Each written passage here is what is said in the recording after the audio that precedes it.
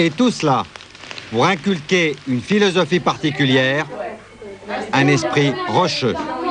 On est habitué déjà, je sais pas, on est toutes là dans un certain milieu, donc on est, on va dire, armés pour, ou disons, ménagés psychologiquement pour réussir dans la vie. Je pense que c'est une fois qu'on est ici qu'on devient ambitieux. Ambitieuse professionnellement? Professionnellement. Pécuniairement? Pécuniairement, ouais, mais oui, c'est vrai.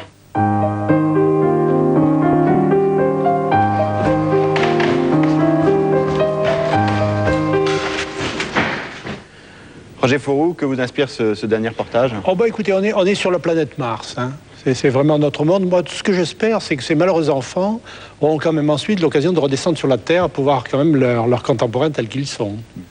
Aujourd'hui, pour au moment de conclure cette émission, vous avez présidé donc cette commission, oui. Ce rapport Fourroux.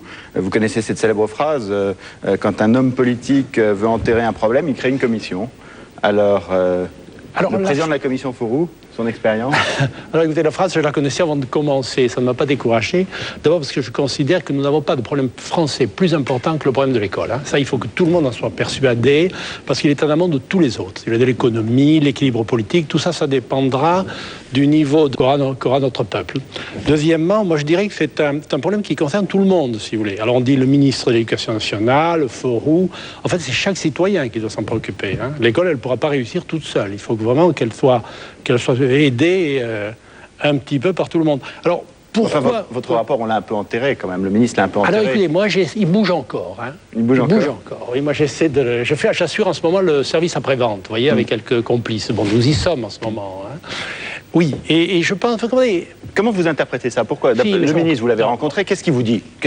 Il y a plusieurs choses, si vous voulez. D'abord, l'éducation nationale est un problème pour lequel il n'y a aucune pression. Vous savez, le trou de la Sécu, il faut le combler. Si vous ne le comblez pas, au bout de 6 mois, la Sécu est en faillite. Bon, l'éducation nationale, on peut se le repasser comme mistigris pendant quand même pas mal de temps. D'ailleurs, c'est ce qui se passe depuis quand même pas mal de décennies. Alors, un moment, la boule que vous poussez, elle vous pète à la gueule. Bon. Il y avait une phrase d'ailleurs aussi d'un homme politique qui disait « il n'y a pas de bon ou de mauvais ministre de l'éducation nationale, il y a ceux qui durent ». Et il y a ceux qui ne durent pas. Oui, on peut dire ça. Hein, on peut dire ça, mais c'est vrai que dans la pression, moi j'essaie modestement de la créer en faisant un peu d'agitation, si vous voulez, parce que les gouvernements n'agissent que quand même il y a une demande. Hein. Mais je pense que, pour prendre l'exemple de François Bayrou, que nous n'avons pas invité, c'est vrai, qui est le ministre de l'Éducation nationale, c'est un homme politique responsable en même temps, donc un homme intelligent, donc il a sûrement des bonnes raisons aussi pour gérer ça, comme il le gère. Et vous, quand vous discutez avec lui, qu'est-ce qu'il... Il me dit... Quoi, la philosophie? Non, mais je comprends. Il me dit, et moi je partage tout à fait son avis, parce que François Bayrou est un homme de bonne volonté, que c'est horriblement compliqué. Hein. C'est un système qui est ancien, avec ses traditions, une très forte identité, donc on ne peut pas le réformer par décret. Moi, ça, de ce côté-là, je crois que dire qu'il faut faire une grande réforme, je crois que ça n'a aucun sens. Ça n'a aucun sens. Ça ne se réforme pas par Pourtant, il y a des divergences, puisqu'en même temps, les propositions... Mais je crois qu'il serait quand même utile qu'on prenne un peu plus que ce qui est... fait. Et pourquoi on ne le fait pas alors justement? Il y a une analyse de fond quand même. Oui, il y a une analyse de fond. Vous divergez sur quel point? Il y a aussi un blocage que je remarque chez tous les profs. Je ne sais pas si vous êtes là et peut-être également chez le ministre. C'est qu'au fond, le seul personnage important, c'est le prof devant sa classe. C'est vrai dans une certaine mesure. Hein. Et ils n'ont aucun sens de l'organisation. Il y a une mauvaise organisation de l'éducation nationale. Hein. Mais ils disent à la limite, c'est pas grave.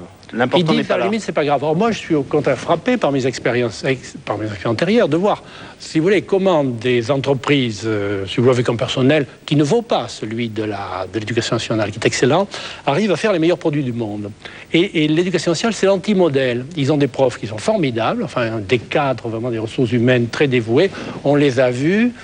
Et le résultat, le rendement est quand même médiocre, parce que l'organisation marche sur la tête. D'accord, donc la divergence, c'est qu'on ne veut pas modifier l'organisation en disant c'est pas... Ça n'a pas d'importance. Voilà. L'organisation n'a pas d'importance. En réalité, moi je sais... Ou bien parce qu'on pense que c'est la... Parce que je sais que ça a une importance. Si vous voulez, le prof, il faut quand même qu'il soit soutenu. Il ne suffit pas qu'il soit payé. Il faut qu'il sente que d'abord l'administration le soutienne. Et puis aussi, je crois quand même, il faut que les chefs d'entreprise, qui ne bougent pas beaucoup, parce que la contrepartie, si vous voulez, d'une certaine arrogance des profs qui disent moi je fais ça tout seul, c'est mon affaire, je suis compétent, c'est que le reste des citoyens disent oui, nous payons des impôts pour qu'on nous fabrique des diplômés clés en main, nous, c'est pas notre problème. En réalité, c'est notre problème. Hein. C'est ça qu'il faut vraiment marteler sans arrêt. Hein. Le problème des chefs d'entreprise, c'est le problème des parents, c'est le problème des politiques, c'est le problème des journalistes. C'est votre problème aussi. Oui, j'espère qu'on aura un peu contribué ce soir à faire réfléchir. J'espère, oui. Ok. Merci beaucoup. Merci Laurence Robertella d'avoir été présente tout au long de cette émission. J'espère que vous n'aurez pas une rentrée trop difficile. Tout à l'heure, vous avez dit... non, mais lundi, je pense à ça parce que vous avez dit mes enfants, je ne sais pas si je les mettrais dans la classe où j'enseigne, mais parce qu'en fait, vous leur avez dit ça à vos élèves. Moi, oui, je suis très transparente et très claire avec eux. Et je crois que de toute façon, la première chose et la première règle à suivre, c'est de se rendre compte que les enfants devinent tout, qu'ils perçoivent très bien qui on est et qu'on ne peut pas tricher avec eux. Donc vous leur avez déjà dit, moi c'est pas mes enfants, je ne les mettrai pas dans une classe comme... Oui, toujours très clair. Bon, merci Roger Fourroux, merci à vous toutes et à vous tous qui avez suivi cette émission, à toutes celles et à tous ceux qui m'ont aidé à la préparer. Nous nous retrouverons dans 15 jours pour un capital où nous voyagerons, nous partirons en Chine, la Chine dont on dit que c'est un nouvel Eldorado, alors nous verrons un petit peu ce que nous réserve ce continent. Des Chinois qui viennent aussi en France, des Français qui vont en Chine. Ce sera dans 15 jours dans Capital. La semaine prochaine, vous retrouverez Patrick de Carolis, Zone Interdite. Tout de suite, Culture Pub, bonsoir.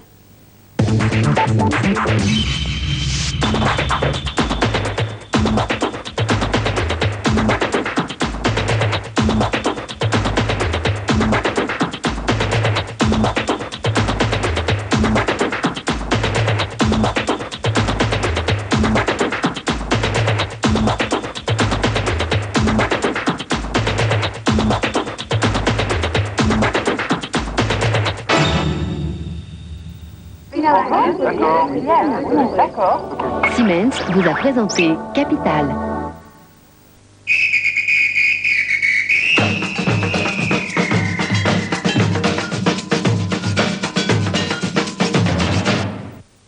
Oui FM présente. Mais le diable l'a fait vivre. La souris déglinguée, tambour et soleil. Les princesses de la rue, elles savent faire le why en guise de bienvenue. Tambour et soleil, le nouvel album. La souris déglinguée, un esprit pur. Moi, c'est